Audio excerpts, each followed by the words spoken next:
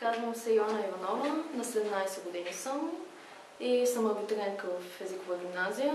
Обучението си в училище Европа започнах в втори клас. Бях изпълнена с голям ентусиазъм и се впечатлих веднага от методите на преподаване в училището и от атмосферата, която се създаваше в групата. Знанията ги усвоявахме бързо и с огромно желание. Вече повече от 10 години се занимавам с изучаването на английски език.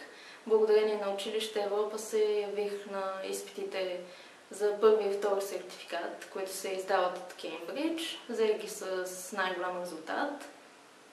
Тази година, след като завърша средното си образование, ще заминавам да уча в Англия. Приета съм благодарение на втория сертификат, който взех с A.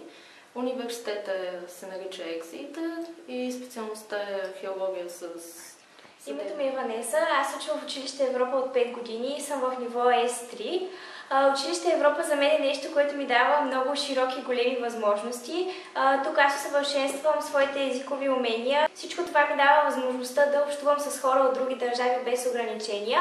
Моята цел е да получа сертификат в университет Кембридж и да изуча отлично английски език.